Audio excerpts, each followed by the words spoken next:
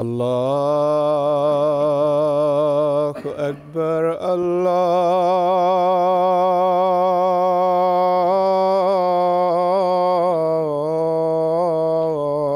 الله أكبر الله أكبر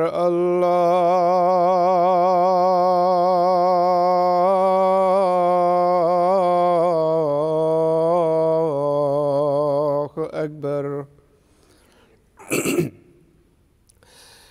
أشهد أن لا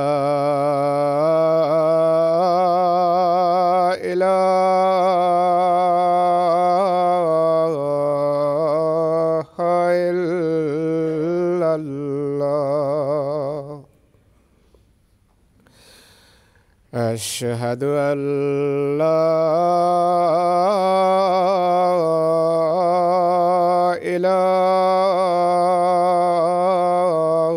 إله إلا الله أشهد أن محمدًا رسول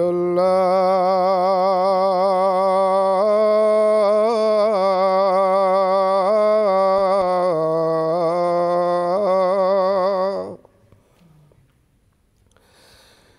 أشهد أن محمدًا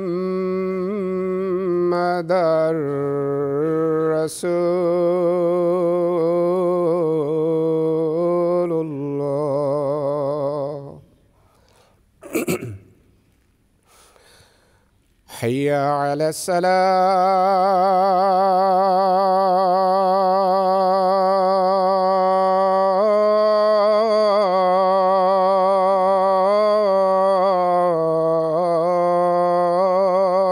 الصلاة حي على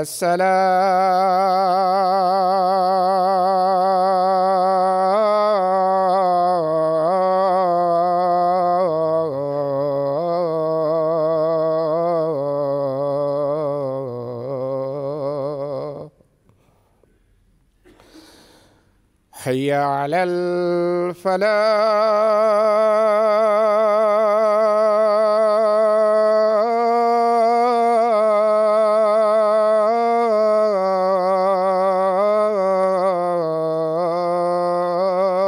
الفلاح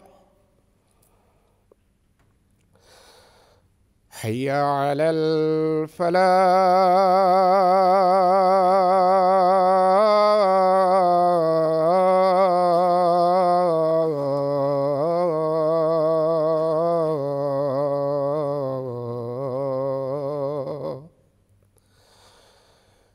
الله أكبر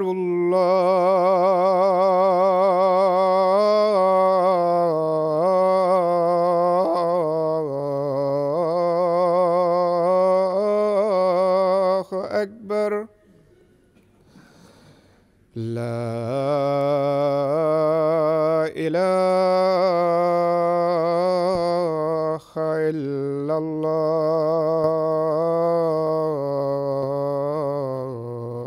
الله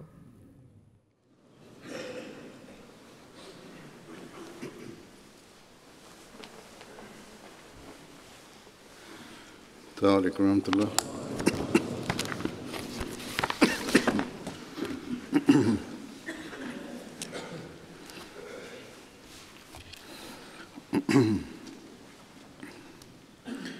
أشهد أن لا إله إلا الله وحده لا شريك له وأشهد أن محمدًا عبده ورسوله أما بعد فأعوذ بالله من الشيطان الرجيم بسم الله الرحمن الرحيم الحمد لله رب العالمين الرحمن الرحيم مالك يوم الدين إياك نعبد وإياك نستعين اهدنا الصراط المستقيم صراط الذين أنعمت عليهم غير المغضوب عليهم ولا الضالين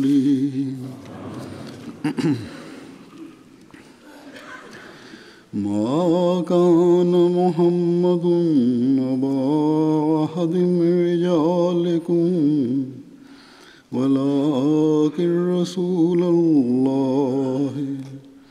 وخاتم النبيين وكان الله بكل شيء عليما.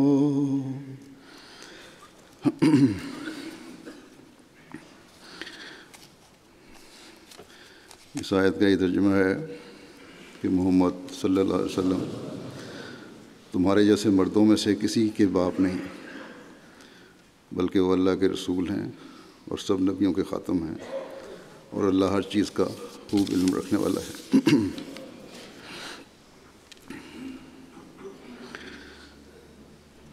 پاکستان میں وقتاً فوقتاً کسی نہ کسی بہانے سے احمدیوں کے خلاف سیاستدان بھی اور علماء بھی اپنا غبار نکالتے رہتے ہیں۔ ان کے خیال میں یہ سب سے آسان طریقہ ہے قوم کو اپنے پیچھے چلانے اور اپنا ہم نوا بنانے کا اور شہرت حاصل کرنے کا، اور سب سے بڑا ہتھیار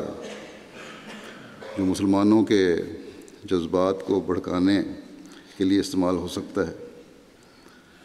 وہ ختم نبوت کا ہتھیار ہے۔ بس جب بھی کسی سیاسی پارٹی کی ساکھ خراب ہو رہی ہو، جب بھی کسی سیاستدان کی پسندیدگی کا گراف گر رہا ہو یا معیار کم ہو رہا ہو، جب بھی نام نہاد مذہبی تنظیمیں سیاسی شہرت حاصل کرنا چاہیں، دوسری تنظیم، دوسری سیاسی پارٹی یا دوسرے سیاستدان کو نیچا دکھانا چاہیں، تو احمدیوں کے ساتھ ان کے تعلق جوڑ کر یہ کہتے ہیں کہ دیکھو یہ کتنا بڑا ظلم ہونے لگا ہے کہ غیر ملکی طاقتوں کے زیر اثر یہ لوگ احمدیوں کو مین سٹریم مسلمانوں میں شامل کرنا چاہتے ہیں، یہ کر رہے ہیں، جبکہ احمدی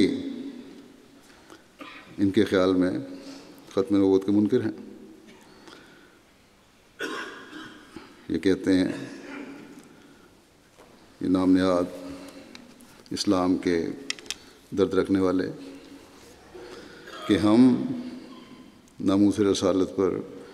آنچ نہیں آنے دیں گے اور کبھی ایسا ظلم نہیں ہونے دیں گے۔ یہ کتنا بڑا ظلم ہے کہ احمدیوں کو مسلمان کہا جائے، اور پھر یہ بھی کہتے ہیں کہ ہم اس کی خاطر اپنی جانیں بھی قربان کر دیں گے۔ اس پر دوسری پارٹی جو چاہے حکومتی کر رہی ہو، اس کے نمائندے فوراً اسمبلی میں کھڑے ہو کر بیان دیں گے کہ سوال ہی پیدا نہیں ہوتا کہ احمدیوں کو کوئی حق ملے، بلکہ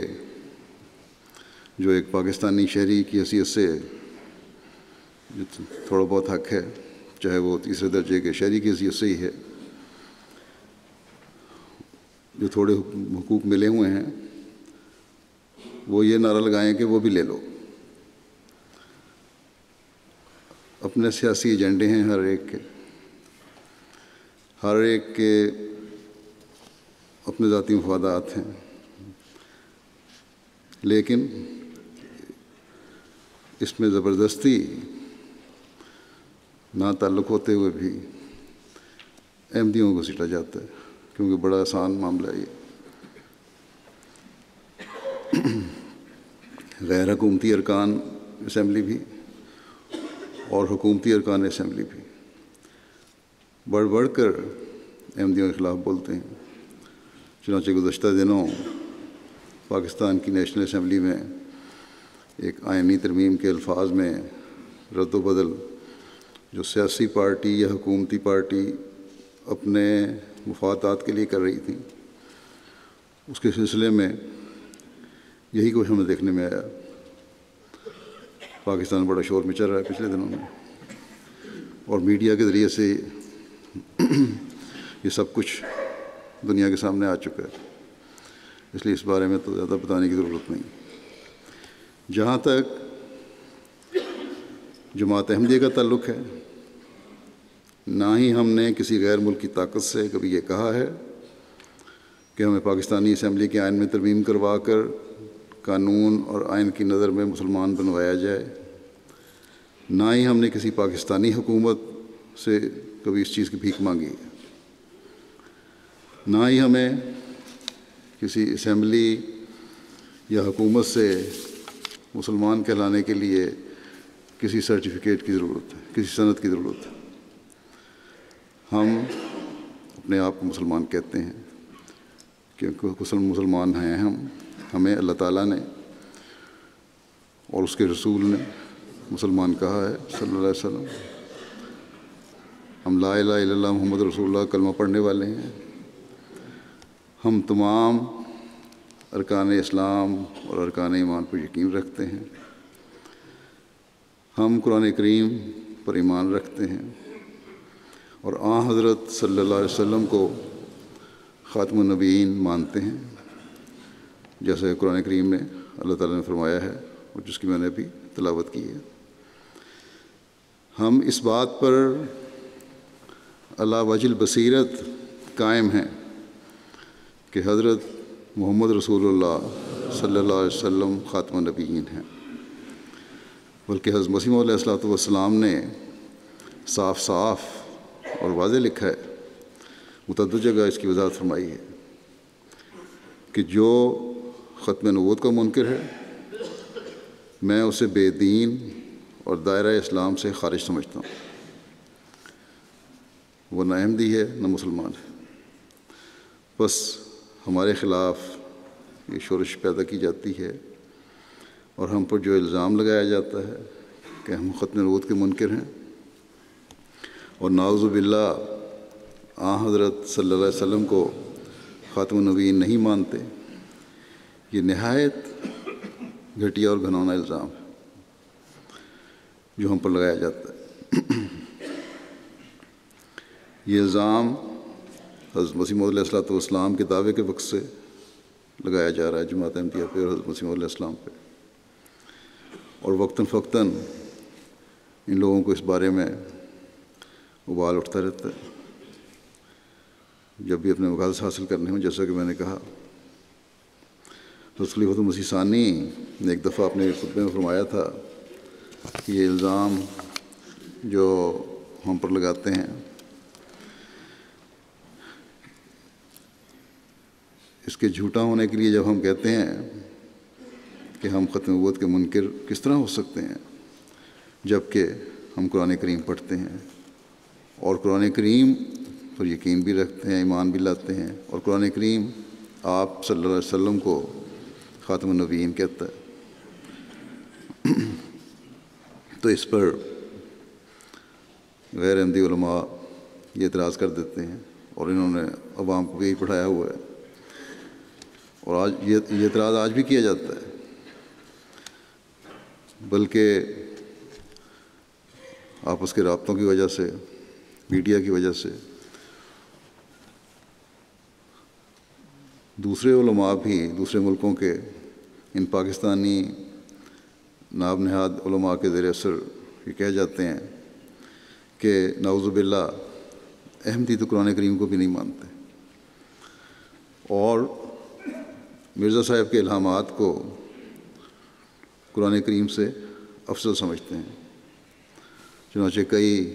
عرب جب حقیقت جان کر بیعت کر کے احمدیت میں شامل ہوتے ہیں تو وہ یہی بتاتے ہیں کہ جب ہم اپنے علماء سے پوچھتے ہیں کہ جماعت کے بارے میں کیا رائے ہے ان کی، تو وہ اسی قسم کی باتیں ہمیں بتاتے ہیں کہ احمدی قرآن کریم کو نہیں مانتے، انہوں نے اپنی ایک علیحدہ قرآن اور کتاب بنائی ہوئی ہے، یہ حضرت صلی اللہ علیہ وسلم کو آخری نبی نہیں مانتے بلکہ مرزا صاحب کو آخری نبی مانتے ہیں، ان کا حج مختلف ہے، یہ حج نہیں کرتے، ان کا قبلہ اور ہے، خانہ کعبہ کی طرف منہ کر کے نماز نہیں پڑھتے، اور یہ لوگ کہتے ہیں کہ جب ہم تحقیق کرتے ہیں تو ان نام نہاد علماء کا پول کھل جاتا ہے، اور یہی غیر احمدی مولوی اپنے جھوٹ کی وجہ سے، احمدیوں پر اپنے جھوٹے الزامات لگانے کی وجہ سے بہت سو کے احمدیت کے قبول کرنے کا ذریعہ بن جاتے ہیں۔ بس یہ مولوی بھی جھوٹ بول کے ہماری تولیغ بھی ایک لحاظ سے کر رہے ہیں۔ یہ کس طرح ہو سکتا ہے کہ ہم قرآن کریم کو نہ مانیں اور حضرت صلی اللہ علیہ وسلم کو خاتم النبیین یقین نہ کریں، جبکہ خود حضرت مسیح علیہ الصلوۃ والسلام کے الہامات قرآن کریم کو خدا تعالیٰ کی کتاب کہتے ہیں اور سب خیر کا چشمہ اسے سمجھتے ہیں، اور حضرت صلی اللہ علیہ وسلم کو خاتم النبیین کہتے ہیں، الہامات میں ذکر آیا ہے۔ چنانچہ آپ کا ایک الہام ہے قرآن کریم کے بارے میں کہ الخیر کلہ فی القرآن، کہ تمام بھلائی قرآن کریم میں ہے۔ اسی طرح آپ نے یہ بھی فرمایا جو قرآن کو عزت دیں گے وہ آسمان پر عزت پائیں گے، یہ کہیں نہیں فرمایا کہ میرے الہامات کو عزت دو۔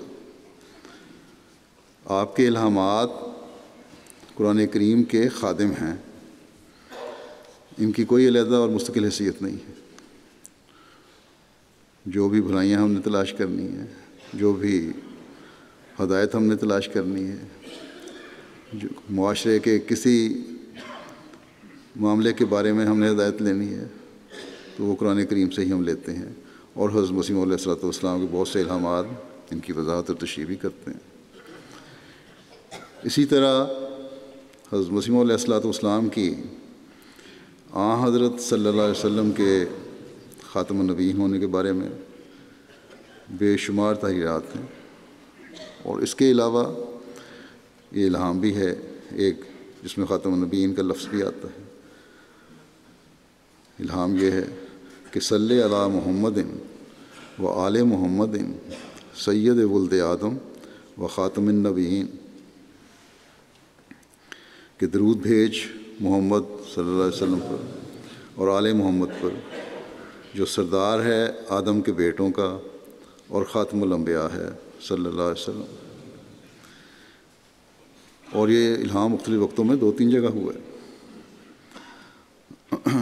پھر یہ بھی الہام ہے کہ کلو برکت من محمد صلی اللہ علیہ وسلم، کہ ہر ایک برکت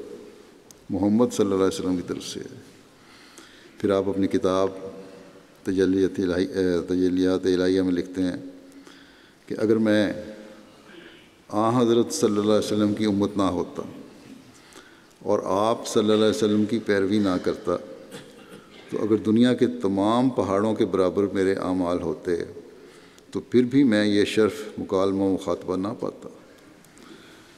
کیونکہ اب بجز محمدی نبوت کے سب نبوتیں بند ہیں۔ بس حضرت مسیح علیہ الصلوۃ والسلام بھی حضرت صلی اللہ علیہ وسلم کے تابع ہیں، اور آپ کے الہامات بھی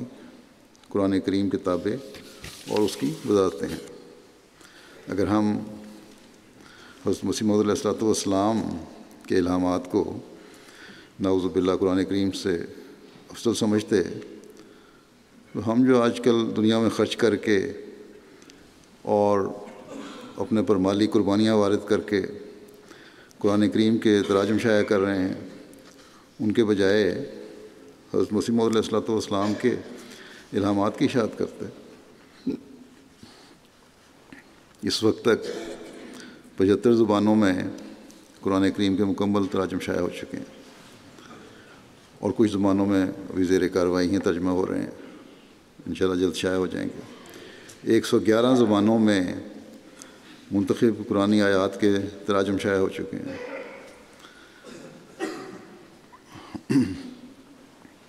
وہ بڑی بڑی اسلامی حکومتیں بتائیں اور بڑی پیسے والی جو مذہبی تنظیمیں ہیں وہ تو ذرا بتائیں کہ انہوں نے کتنی زبانوں میں قرآن کریم کے ترجمے کی اشاعت کی ہے۔ خاتم النبیین کے حقیقی معنی اور روح کو بھی ہم احمدی سمجھتے ہیں، اور اللہ تعالیٰ کے اعلان حضرت صلی اللہ علیہ وسلم کے خاتم النبیین ہونے کی اشاعت بھی دنیا کے مختلف ممالک میں ان کی زبانوں میں احمدی کر رہے ہیں۔ پھر بھی الزام لگاتے ہیں یہ لوگ کہ احمدی نعوذ باللہ ختم نبوت کے منکر ہیں۔ حضرت مسیح موعود علیہ الصلوۃ والسلام نے ہمیں ختم نبوت کی حقیقت کا وہ فہم اور ادراک عطا فرمایا ہے جس کے قریب بھی یہ لوگ جو ختم نبوت کا علم اٹھانے کے، جھنڈا اٹھانے کے دعوے دار ہیں، یہ نہیں پہنچ سکتے۔ آپ علیہ السلام اس بات کی وضاحت فرماتے ہوئے کہ کیا ہم رسول کریم صلی اللہ علیہ وسلم کو خاتم النبیین مانتے ہیں یا نہیں، ایک مجلس میں فرمایا آپ نے، یہ بھی یاد رکھنا چاہیے کہ مجھ پر اور میری جماعت پر یہ الزام لگایا جاتا ہے کہ ہم رسول اللہ صلی اللہ علیہ وسلم کو خاتم النبیین نہیں مانتے، یہ ہم پر افتراء عظیم ہے۔ ہم جس قوت یقین، معرفت اور بصیرت کے ساتھ حضرت صلی اللہ علیہ وسلم کو خاتم الانبیاء مانتے اور یقین کرتے ہیں، اس کا لاکھواں حصہ بھی دوسرے لوگ نہیں مانتے، اور ان کا ایسا ظرف ہی نہیں ہے۔ وہ اس حقیقت اور راز کو جو خاتم الانبیاء کی ختم نبوت میں ہے سمجھتے ہی نہیں ہیں۔ انہوں نے صرف باپ دادا سے ایک لفظ سنا ہوا ہے، مگر اس کی حقیقت سے بے خبر ہیں، اور نہیں جانتے کہ ختم نبوت کیا ہوتا ہے اور اس پر ایمان لانے کا مفہوم کیا ہے۔ مگر ہم بصیرت تام سے، جس کو اللہ تعالیٰ بہتر جانتا ہے، حضرت صلی اللہ علیہ وسلم کو خاتم الانبیاء یقین کرتے ہیں، اور خدا تعالیٰ نے ہم پر ختم نبوت کی حقیقت کو ایسے طور پر کھول دیا ہے کہ اس عرفان کے شربت سے جو ہمیں پلایا گیا ہے ایک خاص لذت پاتے ہیں جس کا اندازہ کوئی نہیں کر سکتا بجز ان لوگوں کے جو اس چشمے سے سیراب ہوں۔ پھر ختم نبوت کی حقیقت بیان کرتے ہوئے آپ فرماتے ہیں کہ ہمیں اللہ تعالیٰ نے وہ نبی دیا جو خاتم المومنین، خاتم العارفین اور خاتم النبیین ہے، اور اسی طرح پر وہ کتاب اس پر نازل کی جو جامع الکتب اور خاتم الکتب ہے۔ رسول اللہ صلی اللہ علیہ وسلم جو خاتم النبیین ہیں اور آپ پر نبوت ختم ہو گئی، تو یہ نبوت اس طرح پر ختم نہیں ہوئی جیسے کوئی گلا گھونٹ کر ختم کر دے، کسی کو مار دیا۔ ایسا ختم قابل فخر نہیں ہوتا، بلکہ رسول اللہ صلی اللہ علیہ وسلم پر نبوت ختم ہونے سے یہ مراد ہے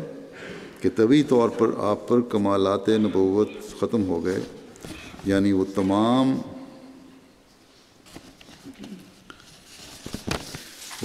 کمالات متفرقہ جو آدم سے لے کر مسیح ابن مریم تک نبیوں کو دیے گئے تھے، کسی کو کوئی اور کسی کو کوئی، وہ سب کے سب حضرت صلی اللہ علیہ وسلم میں جمع کر دیے گئے، اور اس طرح پرتباً اب خاتم النبیین ٹھہرے، اور ایسا ہی وہ جمیع تعلیمات ساری تعلیمات جو ہیں وصایا اور معارف جو مختلف کتابوں میں چلے آتے تھے، جو پہلی شریعتوں میں تھے، وہ قرآن کریم شریف پر آ کر ختم ہو گئے، اور قرآن شریف خاتم الکتب ٹھہرا۔ بس یہ ہے وہ حقیقت جس سے ہمارے مخالف لا علم ہیں، اور جن علماء کے چنگل میں پھنسے ہوئے ہیں وہ انہیں اپنی گرفت سے باہر نکلنے نہیں دینا چاہتے، کہ اگر یہ حقیقت ان کے پیچھے چلنے والوں کو پتہ چل جائے تو پھر انہوں نے مذہب کو جو کاروبار بنایا ہوا ہے وہ کاروبار نہیں ان کا چل سکے گا۔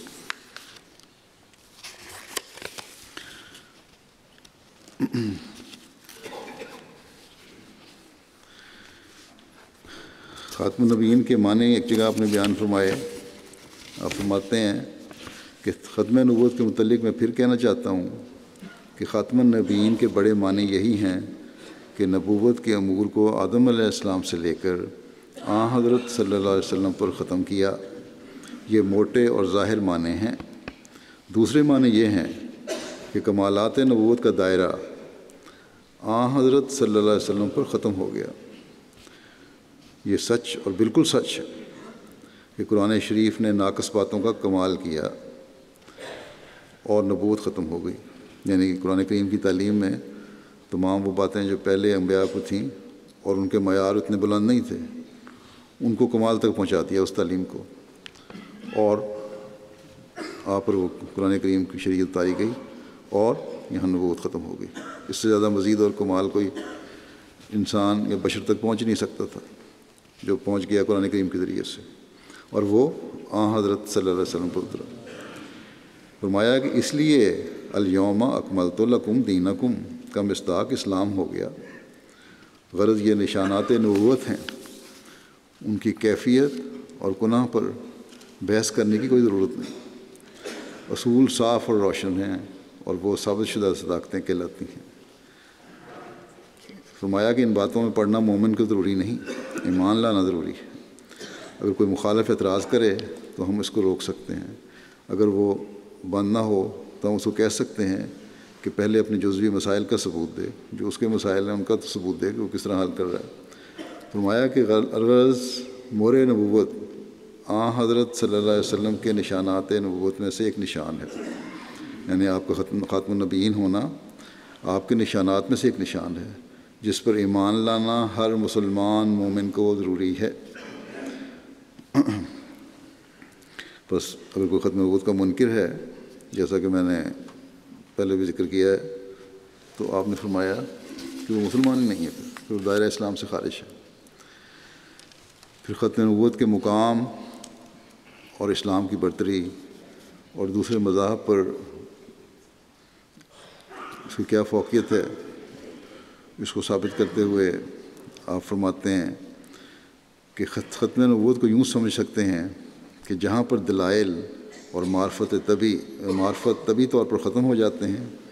وہ وہی حد ہے جس کو ختم نبوت کے نام سے موسوم کیا گیا ہے۔ اس کے بعد ملحدوں کی طرح نکتہ چینی کرنا بے ایمانوں کا کام ہے۔ ہر بات میں فرمایا کہ ہر بات میں بینات ہوتے ہیں، باتیں کھلی کھلی ہوتی ہیں، اور ان کا سمجھنا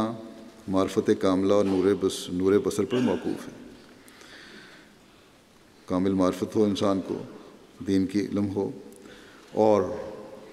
اللہ تعالیٰ کی طرف سے نور بھی ملا ہو، تبھی یہ سب چیزیں سمجھ آ سکتی ہیں۔ فرمایا کہ رسول اللہ صلی اللہ علیہ وسلم کی تشریف آوری سے ایمان اور عرفان کی تکمیل ہوئی، دوسری قوموں کو روشنی پہنچی، کسی اور قوم کو بین اور روشن شریعت نہیں ملی، اگر ملتی تو کیا وہ عرب پر اپنا کچھ اثر نہ ڈال سکتے؟ باقی قوموں کو کامل شریعت ملی نہیں،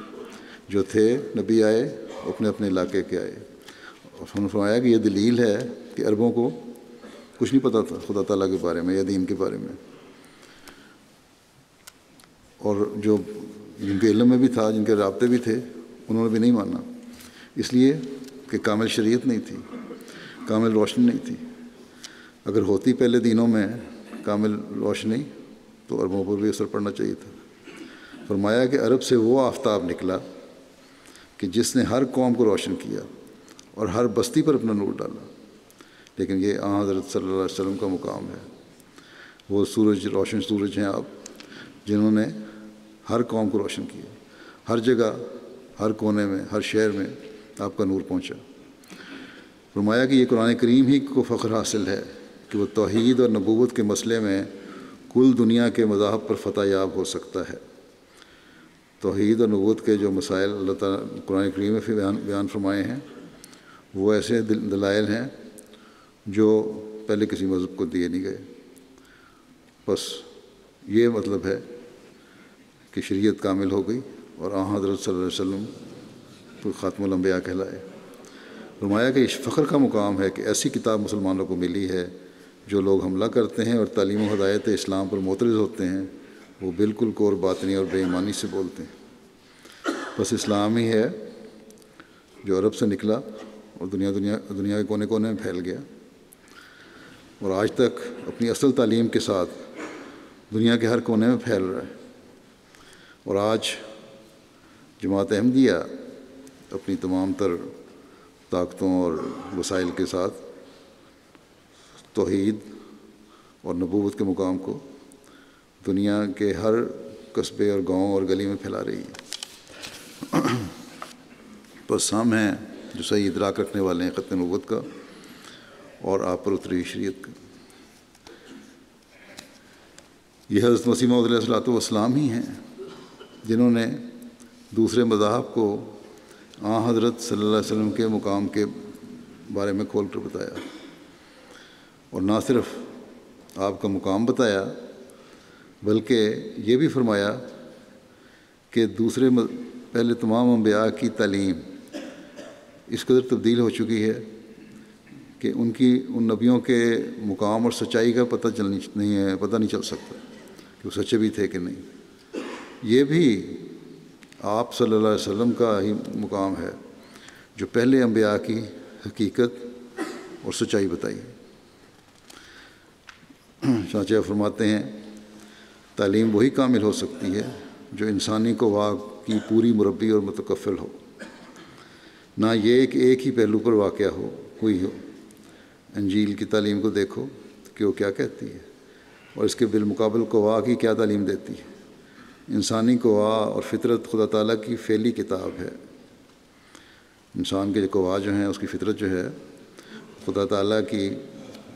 کتاب کا عملی ایک اظہار ہے۔ بس اس کی قولی کتاب جو کتاب اللہ کہلاتی ہے، یا اسے تعلیم الہی کہو، اس کی ساخت اور بناوٹ کے مخالف اور متضاد کیوں کر ہوگی؟ اللہ تعالیٰ نے قرآن کریم میں جو اس کی قولی کتاب ہے، جو ہدایت اتاری ہے، جو تعلیم دی ہے، وہ قرآن کریم ہے، کتاب اللہ کہلاتی ہے۔ اور فطری تعلیم جو انسانی حالتیں ہیں وہ اس کے خلاف نہیں ہو سکتی، کیونکہ آپ نے فرمایا کہ وہ اللہ تعالیٰ کی انسان کی فطرت جو ہے اور انسانی قوا کی حالت اور طاقت جو ہے وہ اللہ تعالیٰ کی فعلی کتاب ہے، اور شریعت اس کی قولی کتاب ہے۔ فرمایا اسی طرح پر اگر رسول اللہ صلی اللہ علیہ وسلم نہ آتے تو انبیاء سابقین کے اخلاق، ہدایات، معجزات اور قوت قدسیہ پر اعتراض ہوتے، مگر حضور صلی اللہ علیہ وسلم نے آ کر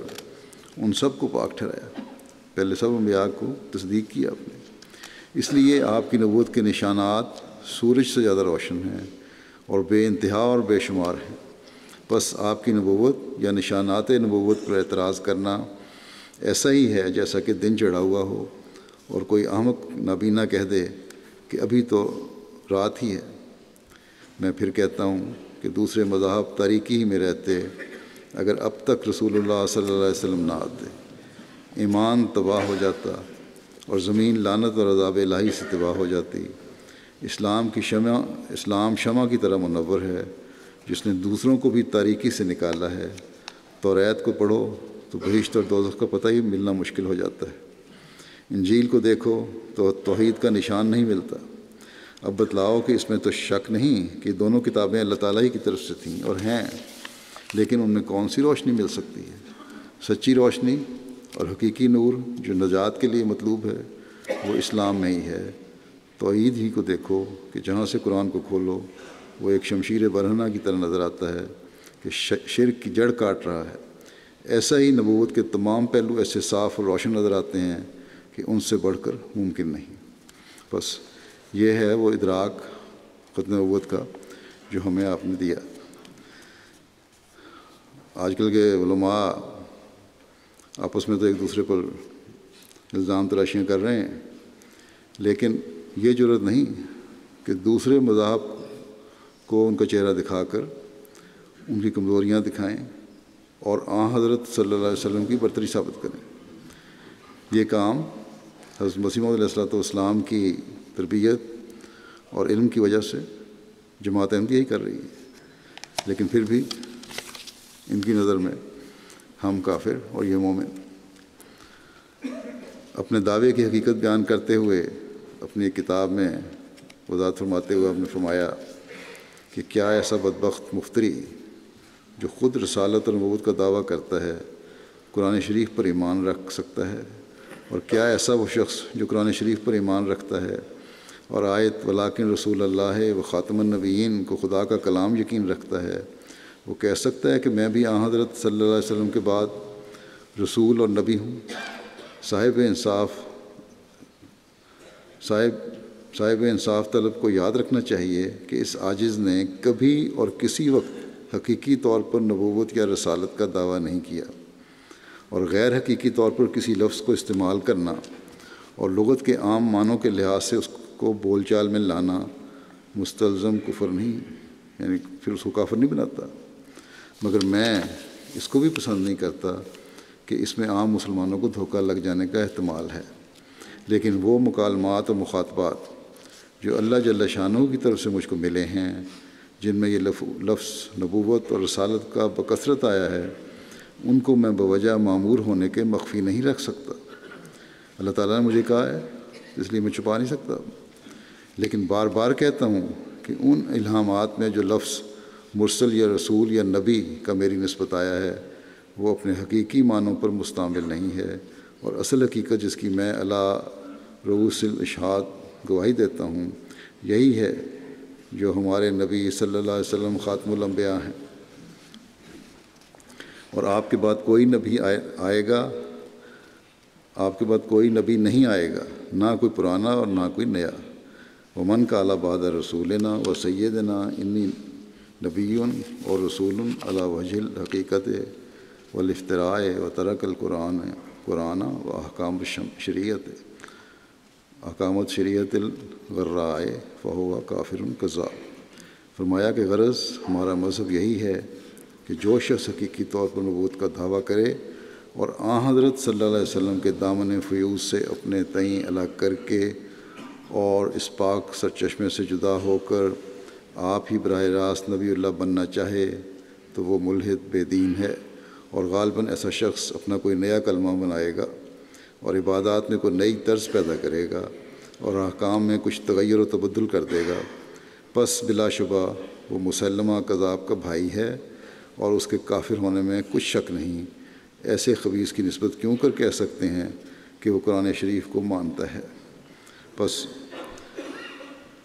حضرت صلی اللہ علیہ وسلم کی غلامی سے جو نکلتا ہے اور آپ کی شریعت پر چلتے ہوئے، اور جس کو اللہ تعالیٰ یہ اعزاز دیتا ہے اس کو تو اعزاز مل سکتا ہے، دوسرے کو نہیں، اور نہ ہی کوئی آپ کی غلامی سے باہر جا کر مسلمان کہلا سکتا ہے۔ پھر مزید وضاحت فرماتے ہوئے فرماتے ہیں کہ ہم مسلمان ہیں اور ہم خدا تعالیٰ کی کتاب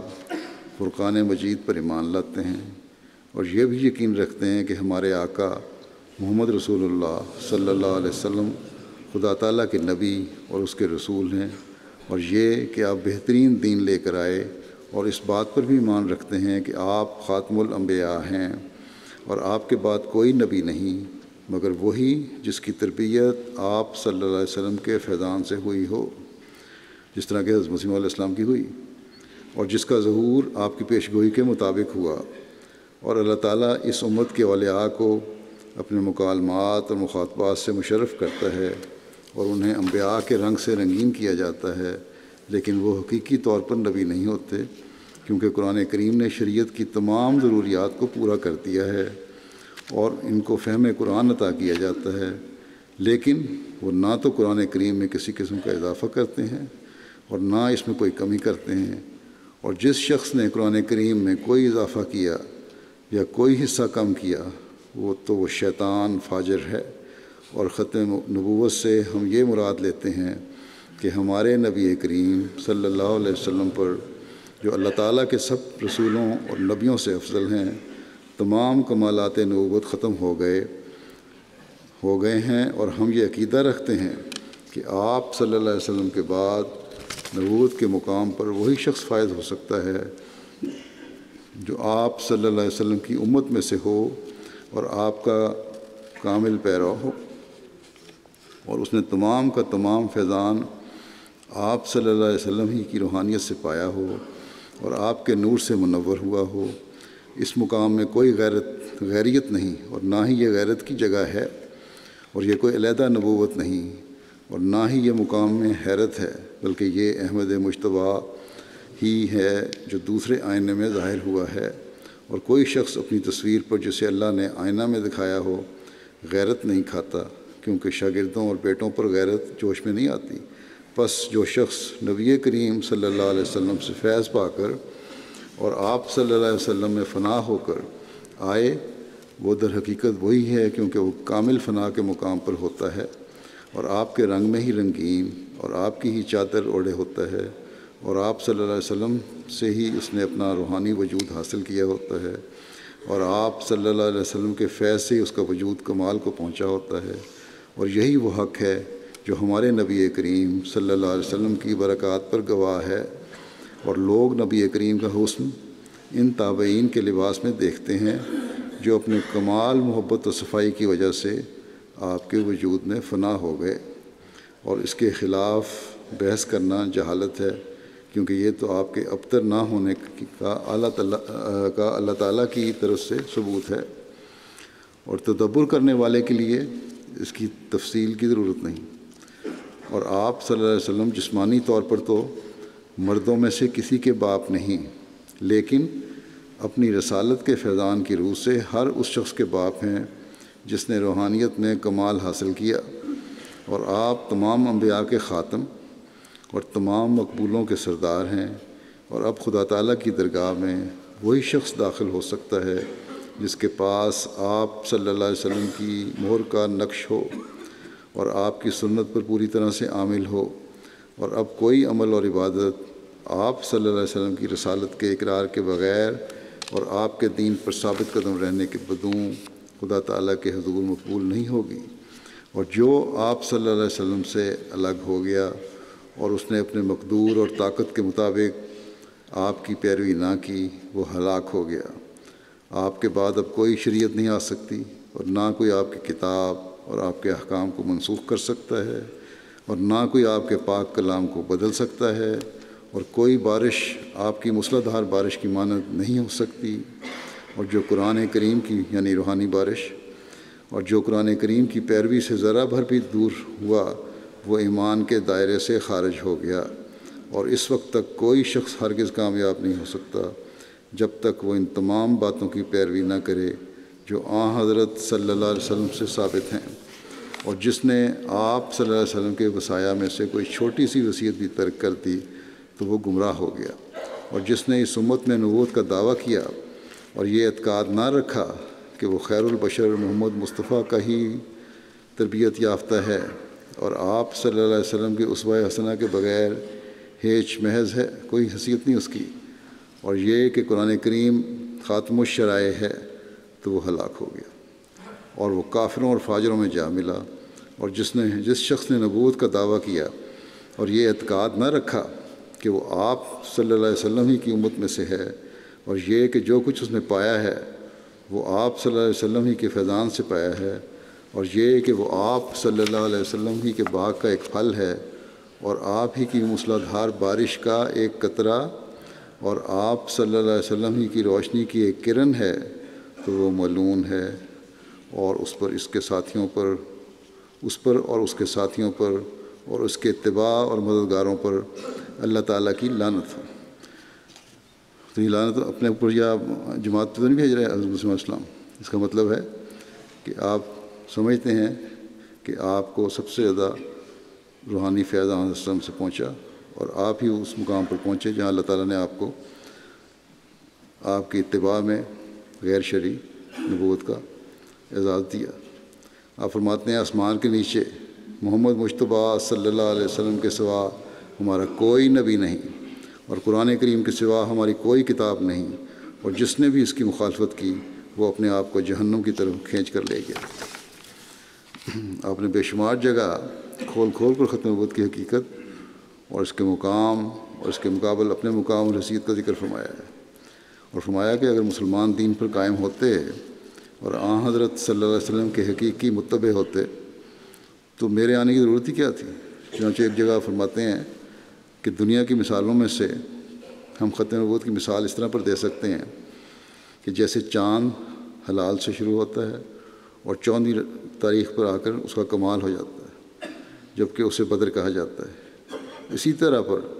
آن حضرت صلی اللہ علیہ وسلم پر آ کر کمالات نبوت ختم ہو گئے۔ جو لوگ یہ مذہب رکھتے ہیں کہ نبوت زبردستی ختم ہو گئی اور آن حضرت صلی اللہ علیہ وسلم کو یونس بن متی پر بھی ترجیح نہیں دینی چاہیے، انہوں نے اس حقیقت کو سمجھا ہی نہیں، اور آن حضرت صلی اللہ علیہ وسلم کے فضائل اور کمالات کا کوئی علم ہی ان کو نہیں ہے۔ باوجود اس کمزوری فہم اور کمی علم کے ہم کو کہتے ہیں کہ ہم ختم نبوت کے منکر ہیں۔ خود تو ان کو سمجھ نہیں آئی، لیکن ہمیں کہتے ہیں کہ ہم ختم نبوت کے منکر ہیں۔ فرمایا کہ میں ایسے مریضوں کو کیا کہوں اور ان پر کیا افسوس کروں؟ اگر ان کی حالت نہ ہو گئی ہوتی اور وہ حقیقت اسلام سے بالکل دور نہ جا پڑے ہوتے، جو حالت ہے حال کے مسلمانوں کی، اگر یہ نہ ہوئی ہوتی اور اسلام کی کوئی حقیقت کا پتہ ہی نہیں ان کو، اس سے دور نہ ہٹ گئے ہوتے، تو فرمایا تو پھر میرے آنے کی ضرورت کیا تھی؟ اگر ان میں ایمان سلامت ہوتا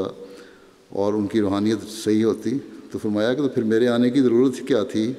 ان لوگوں کی ایمانی حالتیں بہت کمزور ہو گئی ہیں اور وہ اسلام کے مفہوم اور مقصد سے محض ناواقف ہیں، ورنہ کوئی وجہ نہیں ہو سکتی تھی کہ وہ اہل حق سے عداوت کرتے جس کا نتیجہ کافر بنا دیتا۔ یعنی جو حق پر ہے، جو اللہ تعالیٰ کی طرف بھیجا ہوا ہے اور آن حضرت صلی اللہ علیہ وسلم پر کامل ایمان اور یقین رکھتا ہے، اس سے عداوت و دشمنی کرنے والا کوئی وجہ نہیں تھی کہ کی جاتی، حضرت مسیح علیہ السلام کی سے دشمنی کی جاتی، کیونکہ اللہ تعالیٰ کے بھیجے ہوئے سے دشمنی کرنا پھر کافر بنا دیتا ہے۔ بس مسلمان کلمہ گو کو، کیونکہ یہ لوگ ہمیں کافر کہتے ہیں، کافر کہنے والا اسے دائرہ اسلام سے خارج کر دیتا ہے۔ خود آن حضرت صلی اللہ علیہ وسلم کی حدیث بھی اس بارے میں ہے۔ بس یہ لوگ جو ہمیں کافر کہتے ہیں خود اس اسلام کے نیچے آ جاتے ہیں۔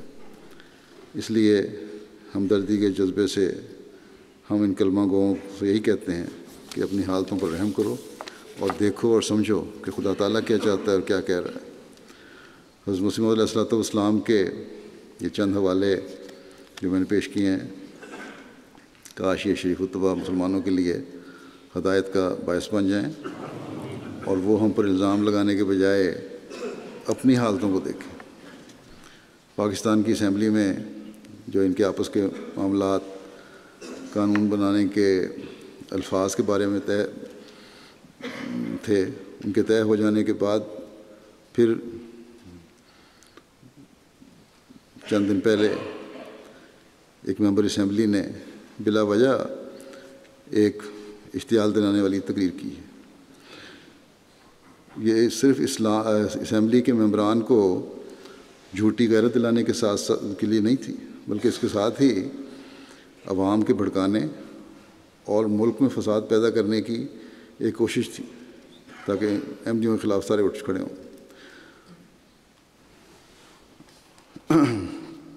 اور یہ بھی اس کی کوشش تھی کہ اپنے آپ کو ملک کا بڑا وفادار لیڈر ثابت کرے تاکہ اس کی سیاسی زندگی کو شاید کوئی نئی زندگی مل جائے۔ لیکن اس پر وہاں کے بعض عقل رکھنے والے سیاستدانوں اور میڈیا کے لوگوں نے اور شریف طبقے نے ناپسندیدگی کا اظہار بھی کیا ہے. اس لیے ہمیں اس لحاظ سے بھی امید رکھنی چاہیے کہ پاکستان میں شرفاء کا طبقہ ہے ایسا جو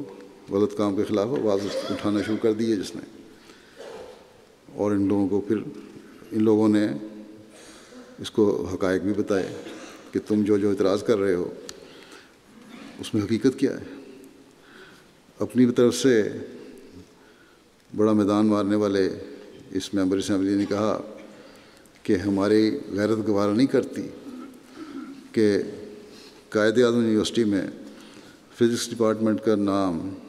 ڈاکٹر عبدالسلام صاحب کے نام پر رکھا جائے، کیونکہ وہ کافر ہیں، وہ ختم نبوت پر یقین نہیں رکھتے. یہ نام رکھنے والا کو یہ سوچنا چاہیے تھا، تو جس نے یہ نام رکھا ہے وہ بھی تو خود ان کی اپنی پارٹی کے وزیر اعظم تھے اور صدر تھے، اور یہی نہیں بلکہ ان کے اس ممبر اسمبلی کے سسر بھی ہیں. اس وقت کیوں نہ غیرت دکھائی، اس وقت کیوں نہ غیرت کا اظہار کیا جب یہ سب کچھ رکھا جا رہا تھا؟ صرف اس لیے کہ اب کیونکہ اس پارٹی پر الزام لگ رہا ہے اور یہ سمجھتے ہیں کہ ہم بچانے کا ایک ہی ذریعہ ہے کہ احمدیوں کے خلاف جو کچھ منہ میں آتا ہے وہ بولتے چلے جاؤ. باقی جہاں تک احمدیوں کا سوال ہے، ہمیں اس سے کوئی فرق نہیں پڑتا کہ نام رکھا ہے یا نہیں رکھا، بلکہ ڈاکٹر سلام مرحوم کے قریب ترین جو لوگ ہیں ان کی اولاد ہے. تو جس دن یہ نام رکھا گیا تھا اسی دن ڈاکٹر سلام صاحب مرحوم کے بیٹے نے اور ان کی تمام اولاد نے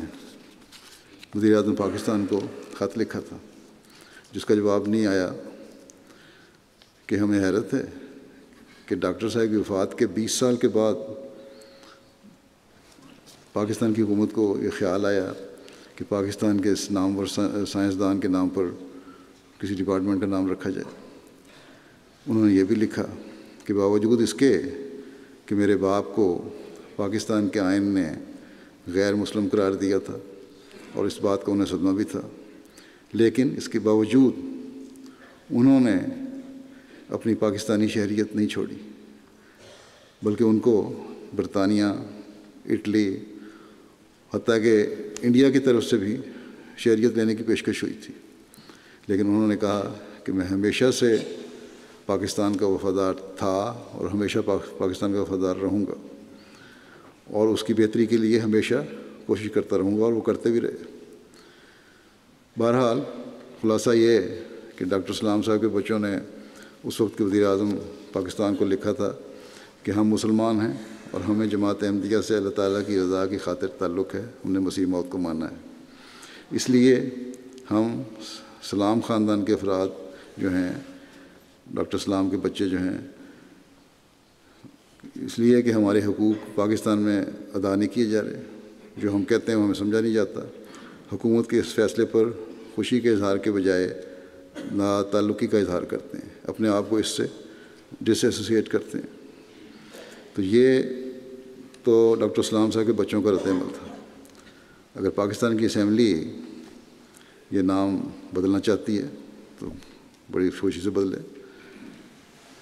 اسلام خاندان کو یا جماعت احمدیہ کو اس سے کوئی فرق نہیں پڑتا. پھر کہتے ہیں کہ احمدیوں کو فوج میں بھرتی نہیں کرنا چاہیے. آج تک کی پاکستان کی تاریخ تو یہ بتاتی ہے کہ احمدی جتنے بھی فوج میں گئے انہوں نے ملک کی خاطر ہر قربانی دی. عام طور پر قربانیاں لوگوں کی سپاہی یا جونیئر کمیشنڈ افسر یا زیادہ سے زیادہ کرنل میجر تک کے لوگوں کو دیتے ہیں، لیکن احمدی وہ ہیں جن کے لوگ جنرل کے رینک تک بھی پہنچے تو اگلے مورچوں پر رہے اور شہید بھی ہوئے. تو احمدی جنرل، اس کو آج کل پاکستانی میڈیا بھی زیر بحث لا رہا ہے. حقائق سامنے ہیں، وہ کہتے ہیں یہ کیا تم باتیں کرتے ہو، اور انہوں نے نام لیے. پھر جنرل اختر کے، جنرل علی کے میڈیا میں نام لیا جا رہا ہے، جنرل افتخار کا جو شہید ہوئے تھے. تو یہ ممبر صاحب جو بڑی دھواں دار جنہوں نے تقریر کی تھی، یہ تو فوج میں کیپٹن کے عہدے تک پہنچے اور پھر وزیر اعظم یا وزیر اعلیٰ کا داماد بننے کی وجہ سے فوج سے استعفیٰ دے دیا اور پیسے کی دوڑ میں شامل ہو گئے اور سیاست میں آ گئے۔ اگر حب الوطنی کا جذبہ تھا تو پھر ان کو فوج میں رہنا چاہیے تھا اور ملک کی خاطر قربانی دینی چاہیے تھی۔ اسی طرح احمدیوں پر یہ اعتراض کیے جاتے ہیں کہ یہ قوم کی خدمت نہیں کرتے، یہ قوم کے وفادار نہیں، لیکن میں پورے وثوق سے یہ کہہ سکتا ہوں کہ آج پاکستان میں احمدی ہیں جو حب الوطن من الایمان پر یقین رکھتے ہیں اور اس پر عمل کرتے ہیں، اپنا جان مال قربان کرنے والے ہیں اور کر رہے ہیں۔ سیاسی دکانداری چمکانے کے لیے صرف تقریریں کرنے والے نہیں ہیں، اور نہ ہمارا سیاست سے کوئی تعلق ہے۔ ہم مذہب کی خاطر جان دینے والے تو ہیں، لیکن مذہب کے نام پر سیاست چمکانے والے اور مذہب کے نام پر خون کرنے والے نہیں ہیں۔ ہم حضرت صلی اللہ علیہ وسلم کو خاتم النبیین تو مانتے ہیں اور آپ کی اور دل سے مانتے ہیں، اور آپ کی ناموسی خاطر ہر قربانی دیتے ہیں اور دینے کے لیے تیار ہیں، اور دے رہے ہیں اور انشاءاللہ دیتے رہیں گے۔ ہر احمدی کا یہ فرض بنتا ہے، پاکستانی احمدی کا فرض ہے کہ یہ دعا کرتا رہے کہ اللہ تعالیٰ اس ملک کو، جس کی خاطر احمدیوں نے بڑی قربانیاں بھی دی ہیں، ابتدا سے لے کر اب تک قربانیاں دے رہے ہیں، اسے اللہ تعالیٰ ہمیشہ سلامت رکھے، اور ظالم جابر لیڈروں اور مفاد پرست علماء سے اسے بچائے، اور دنیا کے آزاد اور باوقار ملکوں میں پاکستان کا بھی شمار ہونے لگے۔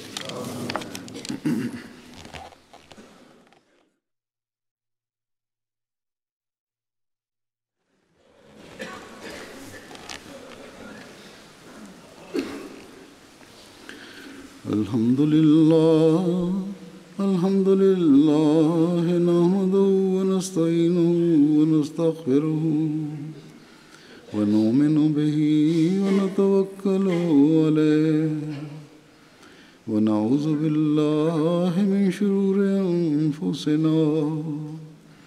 ومن سیئات اعمالنا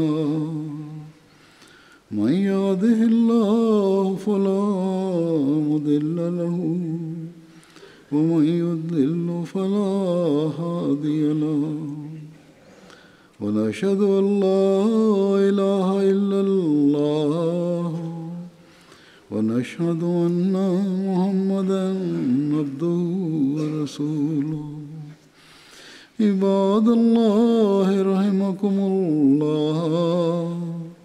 إن الله يأمر بالعدل والإحسان